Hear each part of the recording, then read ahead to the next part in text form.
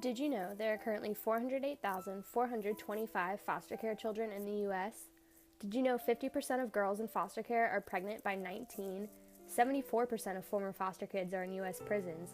50% are incarcerated within 2 years of aging out of the system. And did you know 80% of the people on death row are former foster youth? Some unintended consequences of ineffective foster care include jail time, gang activity, teen pregnancy, disturbing behavior like abuse and even murder, homelessness, drug abuse, depression, and even more. Some changes need to be made. There is an extreme lack of trauma-informed care, lack of proper placement, lack of funding, resources, and training, lack of continuity of care, lack of cohesion between agencies and agents of foster care, lack of aging out programs, lack of self-determination for the foster care youths, and a lack of effectively written policy. The majority of children entering and exiting the foster care system have been exposed to multiple forms of trauma, including neglect, abandonment, mental, physical, and sexual abuse, poverty, and violence. Trauma-informed care should be the philosophy of contemporary foster care, not just a strategy. Lack of proper placement accounts for many runaways, which are draining resources and interrupting placement. Foster care children are running away to reunite with their families of origin or to be with friends because most of the time their new environment is too structured, which is something that's foreign to them. Sometimes they run away because they're experiencing abuse, neglect, and dysfunction in the foster care setting. When they run away, they're engaging in typical adolescent risk-taking behavior. Foster care youth who run away face many traumatizing circumstances which only perpetuates their lack of psychosocial development. Federal and state funds are not adequately meeting the housing needs of foster care emerging adults, and while some may argue that certain funds aren't in our nation's budget, it is important to understand the impact of such ramifications before deciding where our money should be put. Around 25,000 foster care youth age out of the system annually, and 31% of them will experience homelessness within their first few years of being alone. Poorly developed psychosocial skills contribute to homelessness, while exposure to more trauma results from homelessness. Red tape, meaning excessive bureaucracy or adherence to rules and formality, especially in public business, creates lack of self-determination and undercuts educational goals, which leads to a higher dropout rate. It fosters litigation and mistrust amongst service delivery agents. It also inhibits psychosocial development. It leads to improper placement, which perpetuates the cycle of trauma and increases the risk of running away.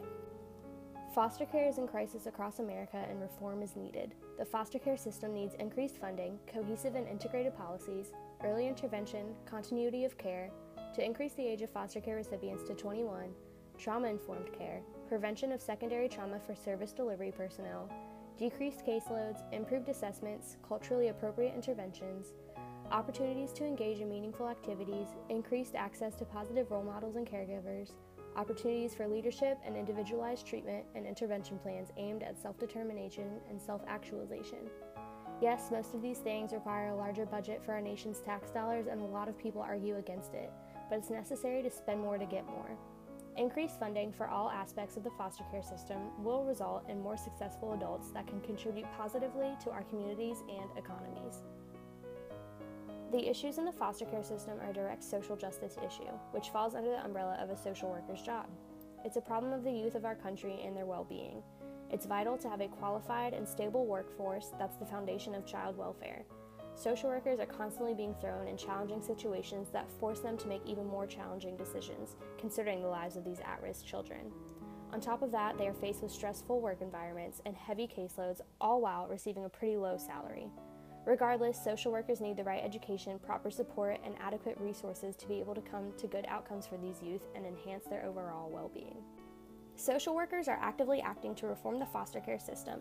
Trisha B. Bent-Goodley, PhD, MSW, LICSWC, a professor and the chair of the macro sequence at the Howard University School of Social Work in Washington, D.C., is pushing for the importance of strengthening the families of origin.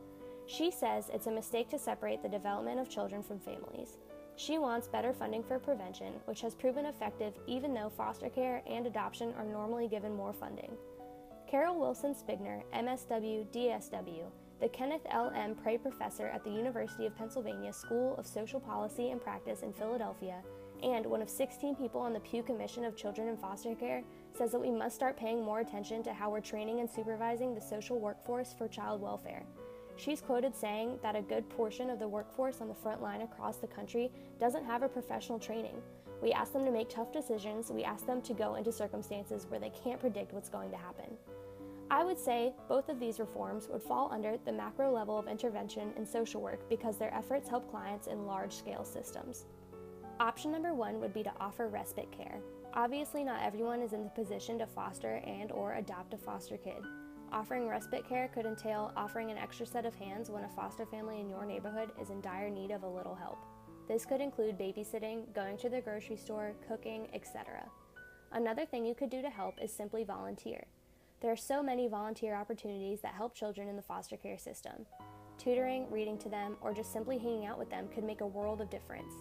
Becoming a driver is option number 3. With over 400,000 kids in foster care, there comes a lot of appointments. Driving kids to the doctor, to their birth families, and to school for a foster care agency is an easy way to help the cause. The 4th option entails becoming a court-appointed special advocate, which is someone who volunteers their time to the court and foster homes to make sure that the children are accounted for. The 5th and final way to help would be to offer jobs to children in the foster care system. By giving them a chance, you could give them work experience and self-esteem. As you can see, there's many ways to offer to help a foster child in need that don't involve opening up your home. Thanks for watching and making a difference in the life of a foster care child.